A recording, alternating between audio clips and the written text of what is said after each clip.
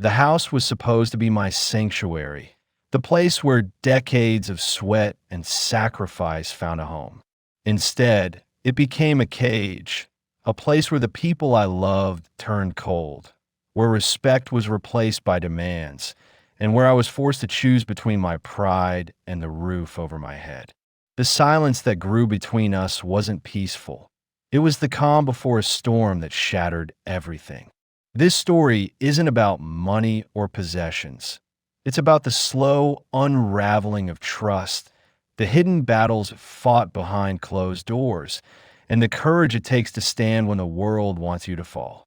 What I'm about to share is raw, painful, and real, because sometimes the hardest fights are the ones fought within your own family. If you're ready to hear what lies beneath the quiet, please like, subscribe, and tell me where you're watching from. Your thoughts mean more than you know. This isn't just my story. It's a reflection of so many lives silenced too long. My name is Everett Langley.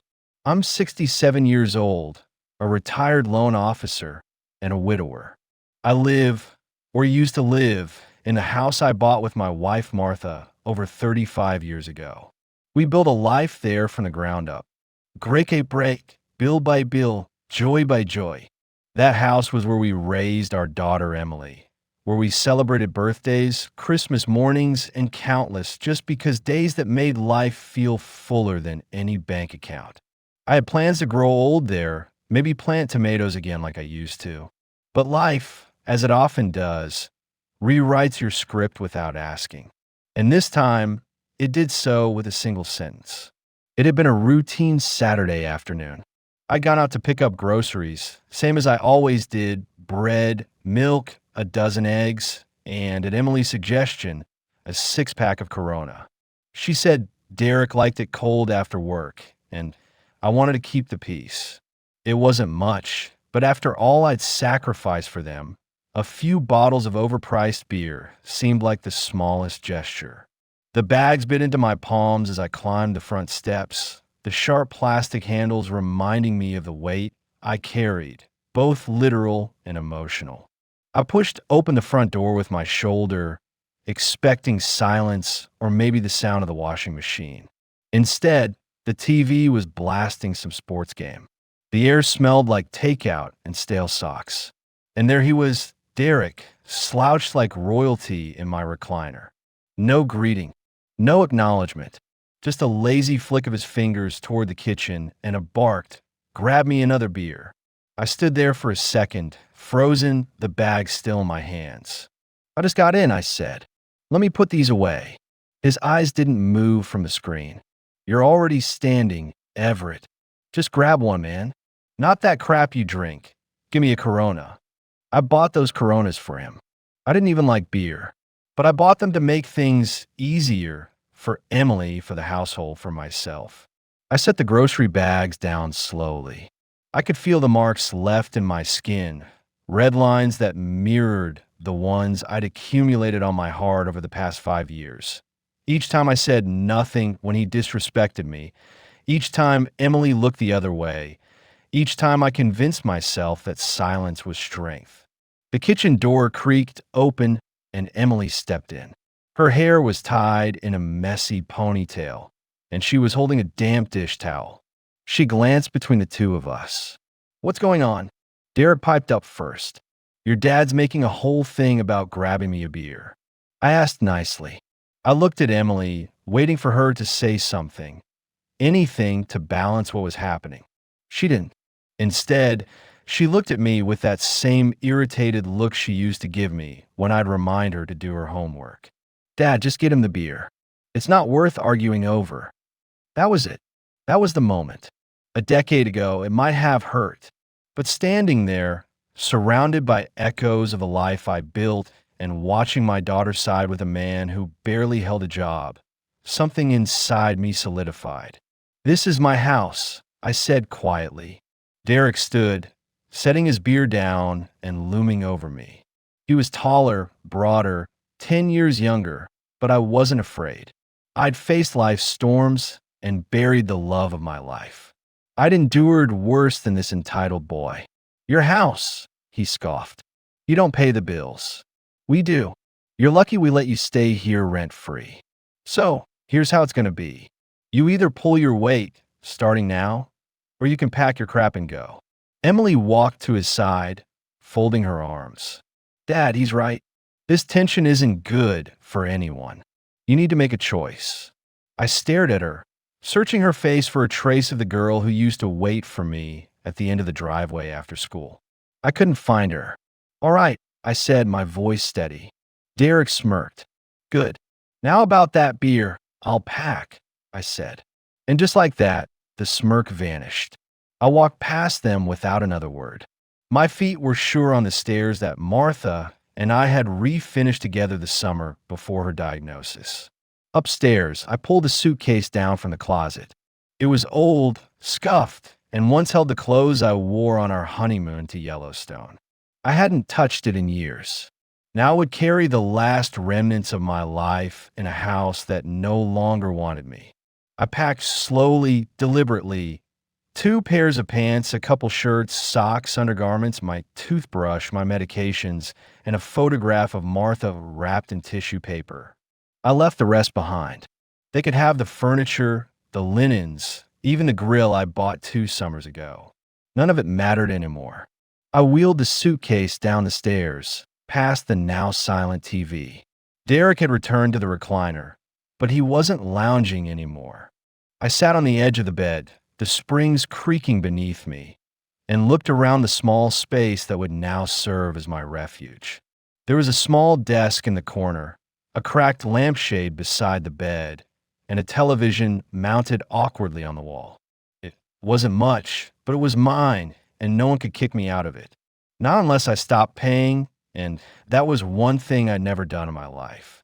I kicked off my shoes, rubbed the sore spots on my palms left by the grocery bags, and then reached into my backpack for the one thing I knew would help me begin regaining control: my laptop. It booted up with a familiar chime. My fingers hovered above the keyboard for a second before diving into the online banking portal. My accounts glowed with numbers that, to the untrained eye, might have seemed unremarkable, but to me, they represented decades of careful sacrifice.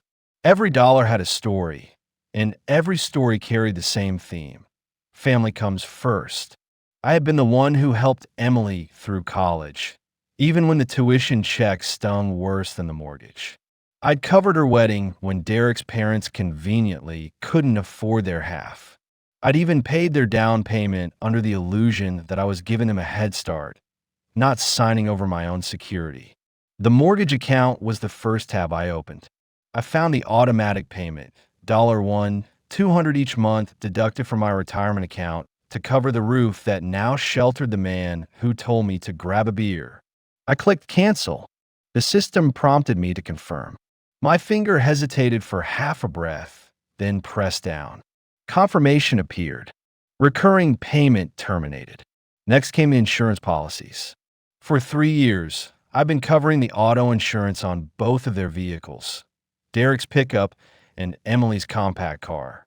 I'd added them when Emily called me, crying after Derek got into a fender bender and they couldn't afford the premium increase. It's just temporary, Dad, she had said. That was 29 months ago. I navigated to the Geico site, logged in, and started the process of removing them from the policy. A message appeared. Removing authorized vehicles will require them to obtain their own insurance. I clicked proceed. The savings were immediate. $280 a month redirected back to me. I moved on to the credit cards.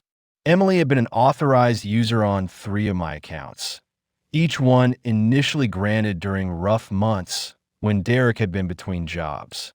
I'd never questioned the charges for groceries or household items until I started seeing spa services, clothing boutiques, and home entertainment systems on the statements. I clicked into each account, removed her access, and flagged the cards for review. The balances remained, but at least no new charges would come in. The cards wouldn't bleed anymore. I took a breath and leaned back in the creaky motel chair. My whole adult life had been built on consistency, discipline, and responsibility. I never missed a payment, never paid a bill late, never borrowed more than I could pay back. And for what? To be treated like a nuisance in my own house?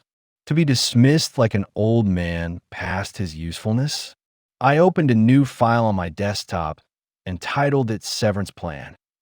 In that document, I began listing everything I had financially contributed to Emily and Derek's lives: college tuition, wedding expenses, mortgage support, vehicle insurance, grocery stipends, credit card balances, even the $80,000 I'd taken from my retirement account for their down payment.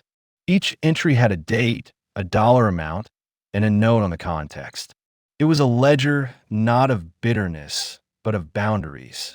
They had given me an ultimatum. Now I was giving them the bill. By the time I finished drafting the list, the digital clock on the nightstand read 12:37 a.m. My eyes burned from the screen, and my lower back ached from the motel chair, but I felt something I hadn't felt in years: power. Not in the sense of control over others, but in the restoration of control over myself. I closed the laptop, changed into pajamas, and slid under the stiff motel sheets. The mattress sagged, and the air conditioner kicked on with a wheeze, but for the first time in a long time, I slept with peace. The next morning, I woke up to a sliver of sunlight bleeding through the faded curtains. I made coffee with the old machine on the counter and sipped it while reviewing my plan. Step 1 was done: sever all financial ties. Step 2 would require more finesse. They didn't know yet what I had done, but they would. And when the mortgage payment bounced, when the insurance company called, when the credit cards were declined at the grocery store, they'd know something had changed. And they'd call me. I didn't plan to answer. Not right away. First, they needed to feel it. The house wasn't theirs. The comfort wasn't free.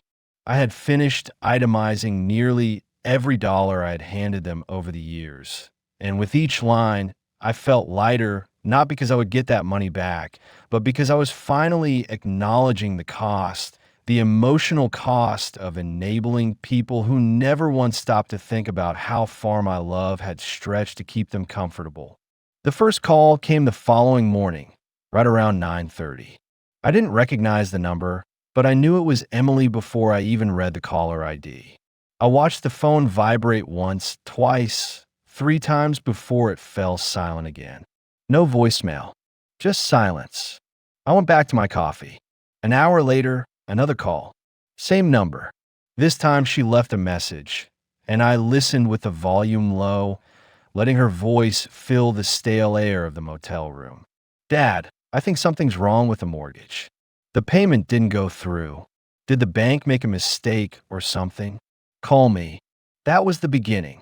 I didn't respond. Instead, I wrote the date and time in my notebook and labeled it First Tremor, because that's what it was: the start of the earthquake I had set in motion. Over the next few hours, the calls increased in frequency. Emily again, then Derek. His tone was different: short, sharp, accusatory.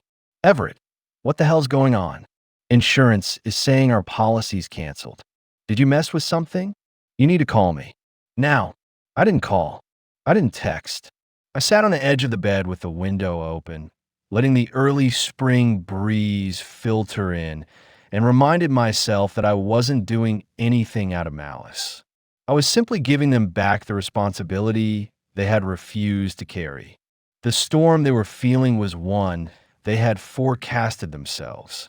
That evening, I walked down to the diner 2 blocks away and sat in the same corner booth where Martha and I used to split apple pie and discuss retirement plans.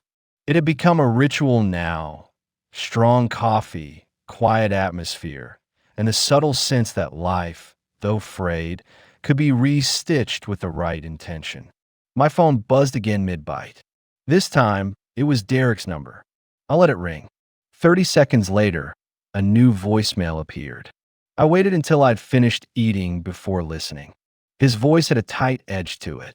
"The credit card declined at the store today. Is it you? Did you cut us off? Because if you did, this is low even for you. Even for me." The words echoed. The same man who drank my beer, slept under my roof, and lived off my retirement had the nerve to call me petty. But it didn't sting. Not anymore. I had spent so long trying to be the bigger man that I'd become invisible. Now I was finally seen, not the way they expected, but in a way that mattered. They had to confront the reality that the safety net had a name, and that name no longer answered their calls. By Thursday, the voicemail count was up to 12. Emily's voice had shifted from concern to something closer to desperation. "Dad, the bank said the mortgage is overdue. They're saying if we don't make the full payment by Friday, it'll affect our credit. Why didn't you tell us something was wrong? Please call me back. I'm freaking out." She wasn't used to this version of me. None of them were. I had always been the steady rock, the dependable fallback, the one who solved things quietly so no one had to worry. I was the fixer, but even rocks erode when they're walked on long enough. That afternoon, I took a walk through Kalispell's quiet back streets, letting the familiar sights pull me into reflection. I passed the library where I used to take Emily for reading hours, the bakery where Martha would buy fresh rolls on Sundays, and the park bench where we once sat to plan a retirement trip that never happened. Grief can change you, yes, but what changes you more is realizing that the people you sacrificed most for are the ones who learn to treat you as optional. By Friday, I had 22 missed calls. Some were just hang-ups. Others were voicemails, and one was a text from Emily that read, "Please, just talk to me. We can fix this." I believed her in part. She probably did want to fix it, but not because she understood what she had done, because she wanted her comfort back. That evening, I finally played through all the voicemails back to back, letting their voices blur into one long stream of panic and denial. Derek's tone escalated with each message, from firm to loud to almost pleading. Emily's voice cracked on the final one. "Dad, we're trying to figure this out. We know we messed up, but please, we need to talk. I'm scared. Scared." It was the first time in a long while that she admitted vulnerability. But still, I didn't call. I needed her to sit with that discomfort a little longer. Growth doesn't happen in comfort zones. I opened my notebook again and wrote down every message, every call, every timestamp. This wasn't revenge. It was record keeping. When you've worked with numbers as long as I have, you understand that accountability isn't about emotion. It's about data. That night, I lay in bed and stared at the ceiling, the sound of passing cars in the distance, the creak of the pipes when the neighbors turned on their shower. Life around me was moving on, unchanged by the drama unraveling in that house I'd once called home. The constant voicemail reminders had died down by Friday evening, replaced with an eerie quiet that made me certain Derek and Emily were no longer just confused. They were scheming. I could feel in my bones the way a man senses a coming storm, not by the sky, but by the way his joints ache. I had chosen silence, but that didn't mean I was blind. That morning, as I stared out the diner window, watching pickup trucks roll slowly down Main Street, I heard someone call my name. "Everett Langley?" I'll be damned. I turned and saw Frank Delaney, a man I hadn't seen in at least 5 years. We'd worked together at First Financial for nearly 2 decades, and though he'd been moved to the Central Branch years ago, I remembered him as a straight shooter, someone who still shook your hand like it meant something. He slid into the booth across from me without waiting for an invitation, like old colleagues do when years don't quite erase familiarity. "Heard you were staying out by Pine Hollow," he said, eyeing me with the kind of concern that wasn't quite nosy but was getting there. "Everything all right?" I nodded. "Family situation. Needed a little space." He raised an eyebrow but didn't push. "Well," he said, unwrapping a set of silverware, "I probably shouldn't even bring this up, but since you're here, maybe it's good timing." I felt my gut tighten. "What is it?" He leaned in, his voice lowering to the tone bankers use when discussing something that rides the edge of professional confidentiality. "About 3 months ago, your son-in-law came in. Derek, right?" I nodded slowly. You tried to take out a home equity loan. 50 grand.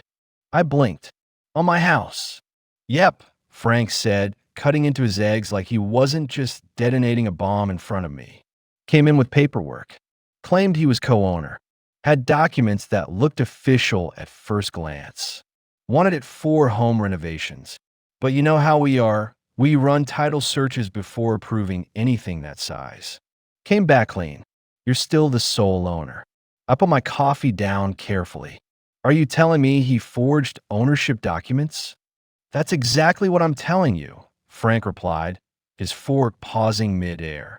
The signatures were off, and the notary stamp was fake. We flagged the app and shut it down immediately. Didn't report it because, technically, no funds were dispersed. But we made note of it. Put a freeze on any future apps connected to his name at our bank. I stared at the window, the early morning sun suddenly feeling too warm against my skin. The audacity of Derek wasn't new to me. He had always been entitled, always acted like he was owed something.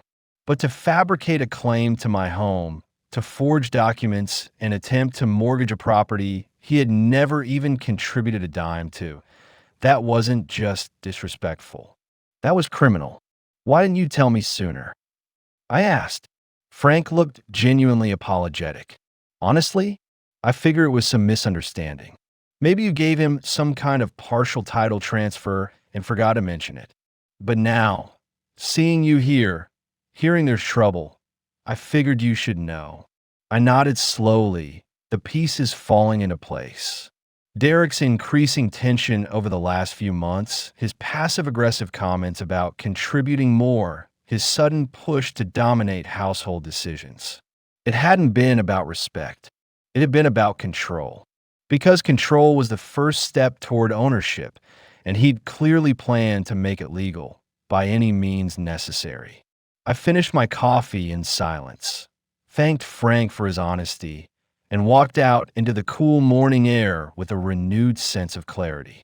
My silence had empowered them, yes, but my absence had triggered something even more dangerous, their desperation. Derek wasn't just angry I cut off the money. He was panicking because the future he'd envisioned, one where I quietly died and left the house to them, had been interrupted. Now, I had no doubt he was scrambling to find another angle. Back in my motel room, I opened my laptop and began a new document, fraud evidence. I typed out everything Frank had told me. Time, date, the branch Derek visited, the nature of the forged documents, the purpose of the loan, and the bank's official response.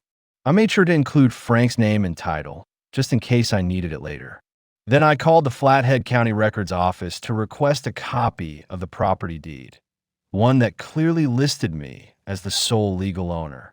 I wanted it printed, notarized, and ready to present. I wasn't going to leave room for doubt anymore. My next call was to a lawyer I knew through a church committee Martha and I once served on.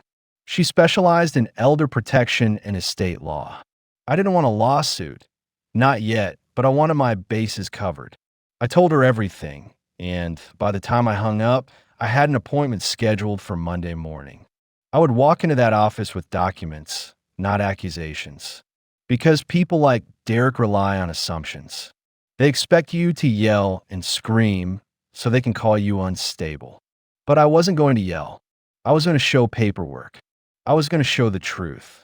That evening, I walked around the parking lot behind the motel, letting the wind hit my face and trying to cool the anger that had started boiling in my chest.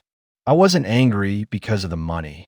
I stepped out of the motel room with a determination that had been absent from me for years, my shoes hitting the sidewalk with measured certainty as I walked to the car. The courthouse stood like a red brick fortress in the center of Kalispell, solid and unapologetic, its flags fluttering under a hesitant sun.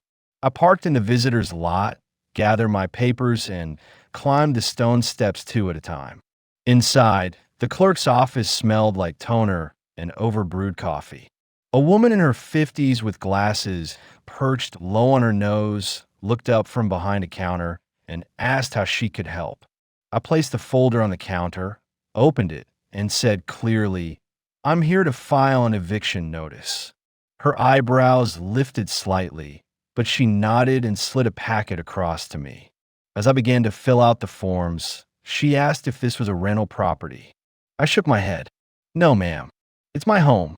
My name is on the deed. I allowed my daughter and son-in-law to stay with me under a verbal agreement. Mutual respect and financial contribution.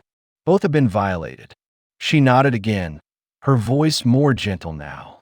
"I'm sorry you're going through this." I didn't answer, not because I wasn't grateful for the empathy, but because my focus was locked in. I wasn't filing this out of anger. I was filing this because it was the last available door they had forced me to walk through. When the papers were signed, stamped, and filed, she handed me 2 copies and said the sheriff's office would serve notice within 48 hours. I thanked her, took the paperwork, and walked out into the rising wind, the sound of thunder in the distance echoing how my chest felt. I didn't go back to the motel. Not yet. I had one more stop to make.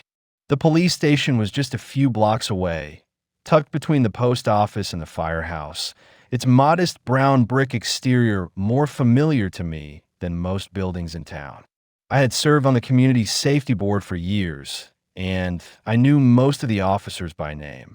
Detective Neil Saunders greeted me with a firm handshake and eyes that still carried the same sharp intelligence I remembered from our time on the church building committee. He led me into his office, a small, cluttered space filled with case files, an aging coffee maker, and a corkboard pinned with what looked like half the town's unresolved nonsense. I explained everything, starting with Derek's attempted mortgage fraud, Frank Delaney's warning, and the forged documents. Neil listened without interrupting, nodding occasionally, and jotting down notes in his thick spiral-bound pad. When I finished, he leaned back in his chair and let out a long breath. "You were right to come in," he said. "Derek's name has popped up before." That made me sit up straighter. "How so?" Neil turned to his computer, tapped a few keys, and pulled up a file. "We've had a few quiet complaints from local businesses. Nothing formal yet, but word is Derek owes money. Significant amounts. Mostly to private lenders, a few local loan sharks who keep things off the books. One guy said he'd lent him $5,000 with the promise of repayment in 2 weeks. That was 4 months ago. I felt the anger rising again, but I swallowed it down. Any idea how much he owes in total?" Neil squinted at the screen, then looked back at me. "From what I can piece together, around 18,000. Maybe more if you include interest and late fees. He's been seen frequently at Glacier Peaks Casino, too. Poker tables mostly. High stakes for someone with no job security." I exhaled slowly, the confirmation tightening every decision I'd already made. Derek wasn't just a parasite. He was a drowning man looking for someone else to sink with him. "Is there a way to flag any future fraud attempts?" I asked. "So he can't try this again with someone else?" Neil nodded. "We can't charge him with anything unless the banks or you press formal charges. But I'll put a notice in the system. If his name pops up in any suspicious financial moves, we'll follow up immediately. You might also want to consider a protective order if things escalate." I thanked him, stood, and shook his hand. Before I left, he said something that stuck with me. "Everett, you're not the only one he's tried to bleed, but you might be the first one to actually say no." I walked out of the station with a strange mix of clarity and heaviness. The rain had started while I was inside, soft at first, then steady. I didn't run for cover. I let it soak into my jacket, drip from my collar, remind me that I was still alive, still moving, still strong enough to fight for what mattered. Back at the motel, I changed into dry clothes and laid the courthouse papers on the desk beside my laptop. I reopened the file titled Fraud Evidence and added new notes. Gambling debt confirmed by local businesses, documented by Detective Saunders. I added Neil's contact information and details of our conversation.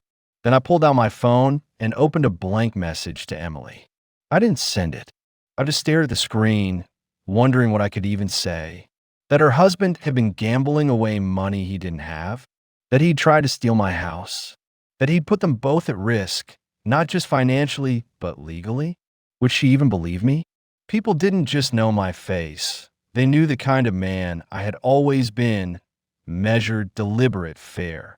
So when I chose to break the silence, I knew exactly where to begin. That Sunday, I attended the early morning service at St. Luke's, sitting in my usual pew 3 rows from the front. Same seat Martha and I had occupied every week for over 20 years. Pastor Brennan noticed me the moment I walked in, and I could see the question in his eyes, but he didn't press.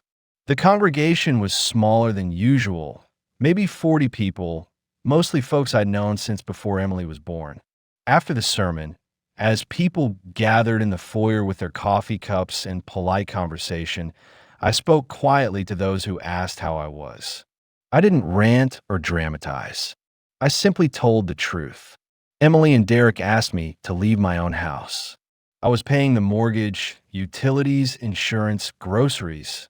But when I stopped doing what Derek demanded, they told me to pack up or fall in line. So I left. That was all I needed to say. The looks I got weren't just sympathetic, they were stunned. Most had assumed I was still living comfortably, perhaps slowing down a bit, maybe volunteering or traveling.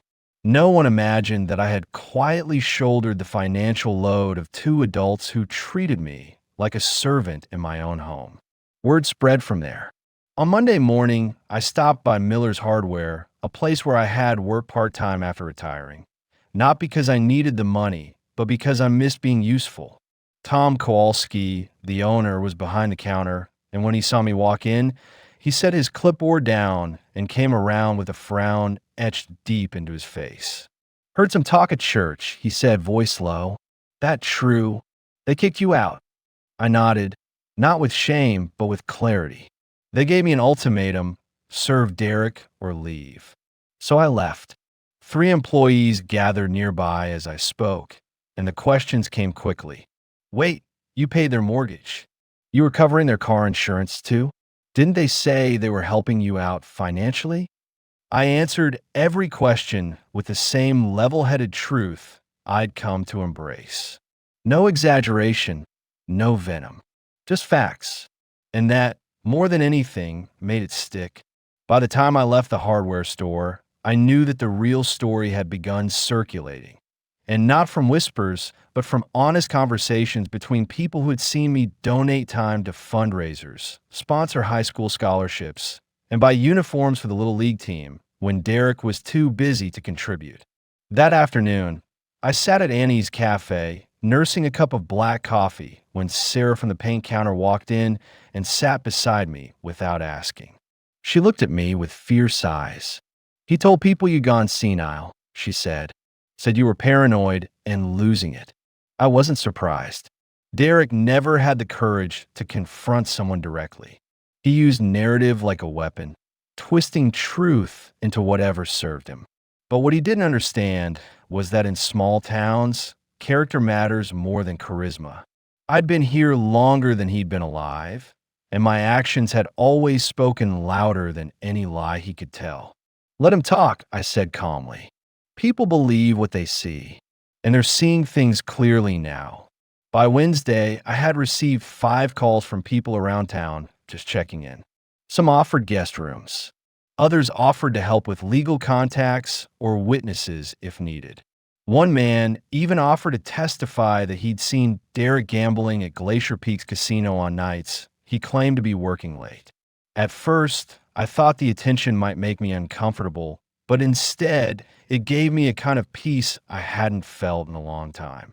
I had always kept things quiet, paid bills silently, solved problems behind closed doors, let Emily and Derek take credit for stability they hadn't earned. Now, the truth was doing what it was always meant to do: restore balance. I didn't go out of my way to smear them. I didn't raise my voice or seek revenge. I just told the truth, one person at a time, and let them decide what to believe. And without fail, Every person who heard it believed me, because the truth fit the facts. In Derek's story, that I had lost my mind, that I had walked out for no reason, that I was refusing to help during a family emergency, collapsed under the weight of every grocery receipt, every wire transfer, every tuition check I had quietly written for Emily without ever demanding recognition.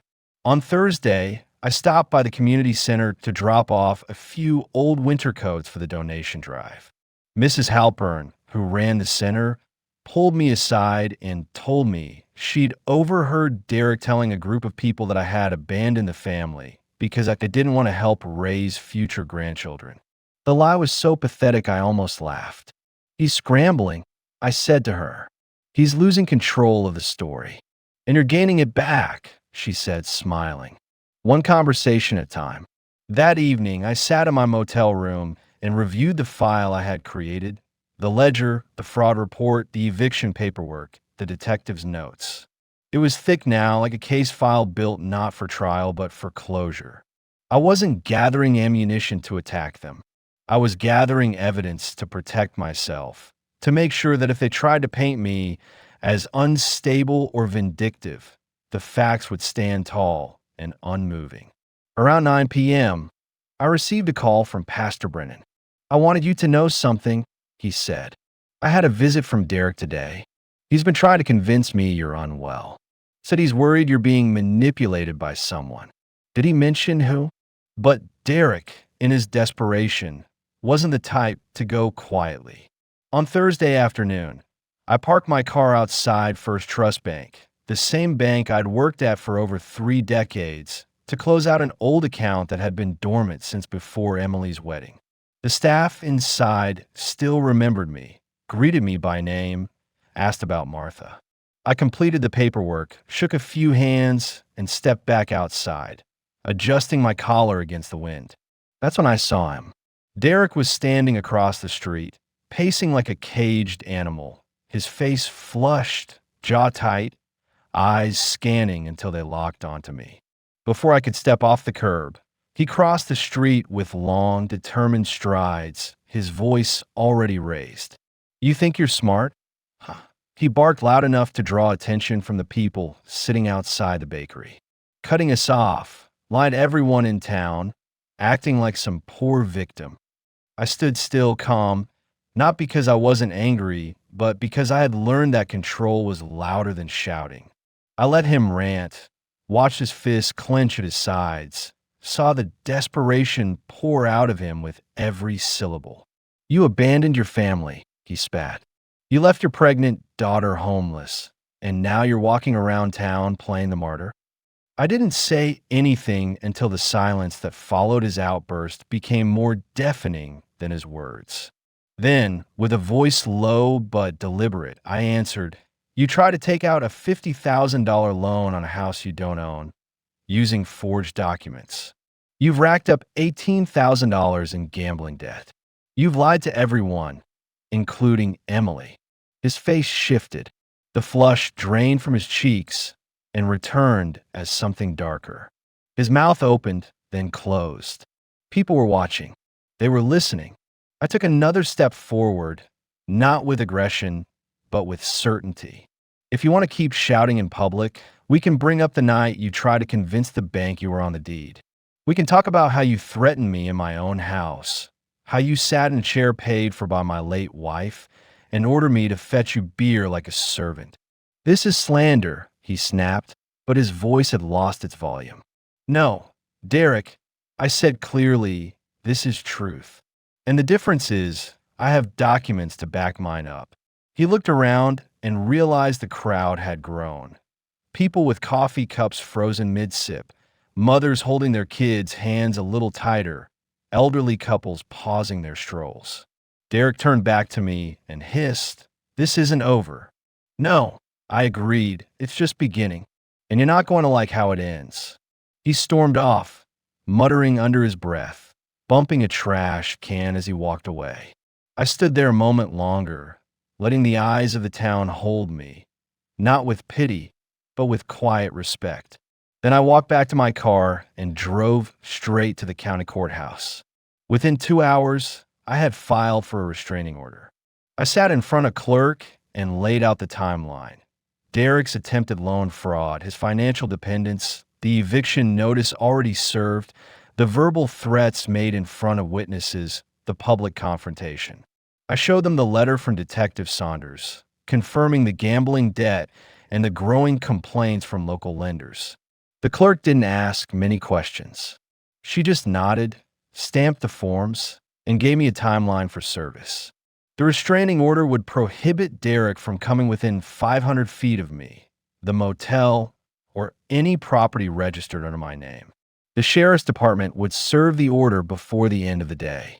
That night, I returned to my motel room and added the new paperwork to the ever-thickening file on my desk. I flipped through the contents: receipts, legal filings, screenshots of voicemail transcriptions, a printed copy of the forged loan application Derek submitted to First Financial. It was no longer just a record. It was a shield. Around 8 p.m., I received a call from a friend who worked at the county land office. We'd known each other since we were both 24 and struggling to make sense of adulthood. He'd heard about the confrontation and decided to do a little digging on his own. "Everett," he said, "you need to know something. Derek's been researching adverse possession laws. Squatters' rights." I asked, though I already suspected. "Exactly," he replied. "He's been logging time in our system, looking up how long someone has to occupy a property before they can claim ownership." He printed off pages about Montana's 5-year requirement. I closed my eyes and leaned back in the motel chair. How long had he been living in the house? 3 years and 4 months, I said automatically. Then he was planning to wait 2 more years and file a claim, my friend said. That's what it looks like. Does he have any legal grounds? No, I answered firmly. He never paid rent, never paid taxes, never had his name on the deed or any official document. Then he won't get far, but it does prove intent. Wyatt didn't hesitate. He had reviewed the loan documents Derek had attempted to forge, and his team had flagged multiple irregularities, altered signatures, fabricated notary stamps, and most damning, a complete lack of any co-ownership listing that tied Derek's name to the property. I arrived 10 minutes before the meeting and took a seat in the waiting area, nodding politely to the receptionist. I hadn't told Emily about the meeting. I hadn't told anyone, in fact, other than Wyatt and the sheriff's office. But Kalispell had its own way of drawing the right people into the right moments. At precisely 10 o'clock, Wyatt stepped out from his glass office and motioned for me to come in. I followed him down the short hallway into a sunlit conference room with a long wooden table and high-backed chairs. To my surprise, he wasn't alone. Seated near the end of the table was Emily. She looked like she hadn't slept in days. Her hair was pulled back in a tight, messy bun, and the bags under her eyes told stories no one else had yet heard. She didn't speak when I entered, didn't stand, didn't even look at me directly. Wyatt gestured for us both to sit. "I hope this isn't too forward," he said. But after I reviewed everything, I thought it would be best for all parties to hear the truth at the same time. I nodded, my hands folded calmly on the table. Wyatt pulled out a folder, identical to the one I carried back at the motel. "Mr. Langley," he said to me, "we've reviewed the attempted loan application filed under Derek Carlson. Our fraud team has determined that it was not only unauthorized, but criminally misleading. The property title, as per state records, remains solely in your name." Emily inhaled sharply. "You mean Derek isn't on it? Not even partially?" Wyatt shook his head. "Not now. Not ever. We did a full records check. Your father-in-law is the only individual with legal ownership of the house located at 2235 North Willow." Emily's face began to shift, not with confusion, but with realization. She turned to me slowly, eyes wide. "But he said, you told me. You said you added him when you refinanced last year." I said nothing. Wyatt continued. "There was no refinancing. There were no changes made to the mortgage, nor any legal modifications to ownership. All utility payments, tax records, and financial documents tied to the property list Mr. Langley as the sole responsible party. Emily looked like someone had pulled the floor out from under her. Her shoulders sagged, and her mouth opened slightly, as if the air itself had become too heavy to hold in. "What about the car insurance?" she whispered. "The groceries? The tuition bills?" Wyatt looked at me, waiting for permission. I gave a nod. He opened a secondary folder and laid out a series of printed bank statements and payment confirmations. "All paid through Mr. Langley's accounts," he said, "directly or indirectly. None of the records we've reviewed show any financial contributions from Derek Carlson to household expenses. In fact, the only consistent charges from his accounts are tied to Glacier Peaks Casino and private lending groups across 3 counties." The room fell into silence. Emily stared at the documents in front of her as if reading them would reverse what they said. But the numbers were as plain as the tears that had begun forming in the corners of her eyes. "He told me he was managing everything," she said quietly. "He said you were slipping, that you didn't trust online banking anymore, that you were paranoid about identity theft, so he was handling it for you." I leaned forward, my voice calm but resolute. "I trusted him because I loved you. I let it go on because I thought protecting your comfort was more important than my pride. But he wasn't managing anything. He was draining me dry." She finally met my eyes, and in them I saw something I hadn't seen in years: truth. Not the polished surface she wore when she needed something, not the indifference she'd shown when Derek spoke over me at dinner, but truth. Painful, sobering, and absolutely undeniable. Wyatt gathered the papers and stood. "I'll be sending this information to the sheriff's office for documentation. Derek's actions meet the threshold for attempted financial fraud. If you'd like to press charges, Mr. Langley, you have our full cooperation." I thanked him, stood, and walked to the door. Emily didn't follow. She just sat there, staring at the papers like they were the autopsy report of her marriage. Outside, the sun had warmed slightly, casting long shadows across the parking lot. I stood by my car for a moment, feeling both heavier and lighter than I had in weeks. The truth had finally been spoken, not in anger, not in accusation, but an undeniable fact. And in the quiet that followed, Emily was left not with someone else's version of events, but with reality. I drove back to the motel and made notes in my ledger. Bank meeting. The day began with a gray sky and a sense of foreboding that settled over me like a heavy blanket. I was in the motel room when the first message arrived, an unknown number lighting up my phone with a terse, threatening text. "You'll regret this, old man." I stared at the screen for a long moment, heart pounding, before forwarding the message to Detective Saunders with a brief note. Possible violation of restraining order. For years, I had been the calm center in the storm of Derek's lies and manipulation. But now, the storm was moving beyond words. That morning, I left the room to get coffee at the diner, trying to hold on to some semblance of normalcy. When I returned, a man in a dark jacket and sunglasses was standing outside the motel, pacing near the entrance. My gut clenched instantly. The air around him seemed charged with menace. I took a deep breath, grabbed my phone, and dialed the sheriff's non-emergency line. "There's a man loitering outside my room. I believe he's violating a restraining order." The dispatcher promised to send someone right away. I slipped inside, locked the door, and moved to the window. The man hadn't left. He was still standing, occasionally looking up at my window. Minutes later, 2 sheriff's deputies arrived. They approached the man, who glared but didn't resist. One of the deputies, he flashed the restraining order and warned him sternly to stay away. The man muttered something under his breath and left, but I could see the rage simmering behind his eyes. I wasn't naive. Derek's threats had grown more direct in the past few days.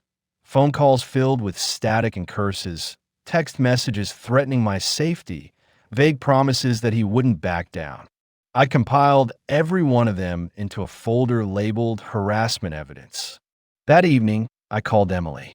I wanted to hear her voice, even if we hadn't been on speaking terms since the bank meeting. She answered after 3 rings, sounding tired. "Dad, it's been a nightmare. Derek's been showing up at the house, screaming at me, blaming me for everything." I listened quietly, letting her words paint the picture. "I'm scared, Dad. I don't know what to do." My heart clenched. "Have you called the sheriff?" "A few times," she said, "but he always leaves before they get here." "Keep calling. Document everything. And remember, you're not alone in this." We talked for nearly an hour. I could hear the fear in her voice, the confusion between love and pain, loyalty and betrayal. I reassured her the best I could, knowing that the real healing would take much longer. Days later, the harassment escalated. A neighbor called me, whispering about Derek shouting outside late at night, banging on windows, and threatening to take what he felt was rightfully his. Another text arrived, this time with a photo of my motel room door, taken from just a few feet away. Derek was letting me know he was watching. I printed the photo and added it to my Evans folder. I returned to Detective Saunders' office with the new materials, and he nodded grimly. "We've got enough here for a violation charge. I'm filing the complaint today." He handed me a copy of the report, and I felt a mixture of relief and dread. This was no longer just a legal battle. It was personal. Derek's actions weren't just attempts to steal money or property. They were aimed at breaking me, at scaring me into submission. But I wouldn't let that happen. I strengthened my security at the motel, installing additional locks and motion sensor lights. I informed the front desk about the situation, and Steve, the night manager, promised to keep an eye out. One night, Steve called me urgently. That guy was back in the parking lot, standing there for 5 minutes, just staring at your door. I got the security footage if you want it. I drove to the motel the next morning and collected the footage. It was grainy but clear enough to see Derek pacing, talking to himself, and occasionally looking up at my window. I forwarded the video to Detective Saunders and filed it with the court. The judge moved quickly, issuing a stricter restraining order with immediate effect and criminal penalties for violation. Derek was served once more. That afternoon, I sat in my motel room, staring out at the empty parking lot, feeling a strange mixture of exhaustion and strength. I had weathered storms before, but this one was the fiercest yet. And yet I was still standing. The next call I received was from Mike Brennan, Derek's employer at Mountain View Auto Dealership. He wanted to talk, quietly, without suspicion. The sun was low in the sky, casting long golden shadows across the freshly painted porch of the house I had once called home. But it was no longer mine, not in the way it had been for 35 years. The house was now a transitional residence for 3 veteran families, each unit a fresh start built on a foundation of sacrifice and service, values that had resonated deeply with me during my years at the bank and in the community. I stood on the sidewalk watching the children play in the yard, their laughter weaving through the crisp mountain air like a balm for the years of turmoil that had led to this moment. One of the family's matriarch, Staff Sergeant Maria Santos, waved at me warmly. She was a recently returned veteran who had fought for her country with the same grit I had tried to muster during my legal battle. I smiled and waved back. This house, once a symbol of family fractures and betrayal, had transformed into a beacon of hope. I had chosen to donate it to the Montana Veterans Housing Initiative after finalizing my will, a decision fueled not by bitterness but by clarity.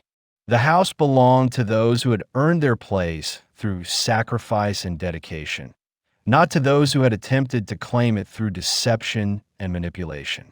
My life had settled into a quieter rhythm since those dark days.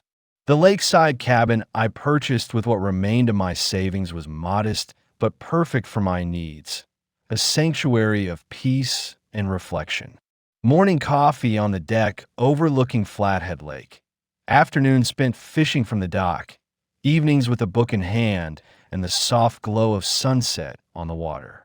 It wasn't the life I had envisioned decades ago, but it was the one I had reclaimed piece by piece with dignity intact. One afternoon, as the breeze stirred the pine needles, my phone buzzed with a message from Emily. "Dad, I'm 3 months into counseling. I'm learning what healthy relationships look like. Could we try having coffee sometime?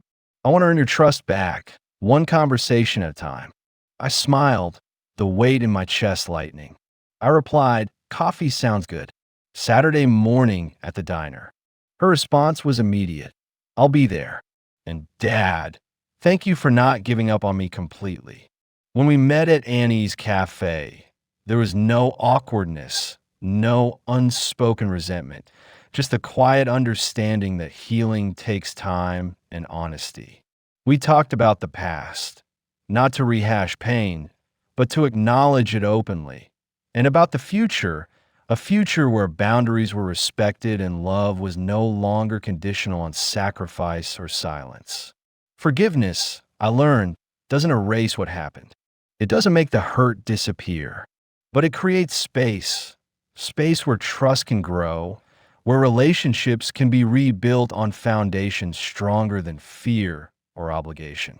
We agreed to move forward slowly, knowing that trust is earned in moments, not words alone. Outside the cafe, I watched Emily walk to her car, her steps lighter than I remembered. And as I turned toward my cabin, I realized that this journey, fraught with betrayal, loss, and confrontation, had brought me to a place I had once thought unreachable. A place where dignity was restored, boundaries honored, and love redefined. In the end, the greatest gift we can give ourselves and those we care about is the courage to stand firm in truth and the willingness to open our hearts to healing. I had chosen dignity over despair, honesty over silence, and love over resentment. And that choice, more than anything else, had made all the difference. If you found strength in this story, please like and share it, and subscribe for more tales of resilience and redemption. Thank you for listening. And remember, sometimes standing up for yourself is the bravest act of love you can offer. The end. If you follow my story this far, I want to thank you for listening. If you found any part of it meaningful or inspiring, please like the video and subscribe to the channel. Your support helps me share more stories that matter. I'm curious. What did you think about how everything unfolded? Did you expect Derek's plan to unravel like that? Where are you watching this from? Drop a comment below and let me know your thoughts and where you're tuning in from. It means a lot to hear from you. This story is about standing up for yourself even when it feels like the world is against you, about dignity and rebuilding trust. I hope it encouraged you in some way. Thanks again for being here with me.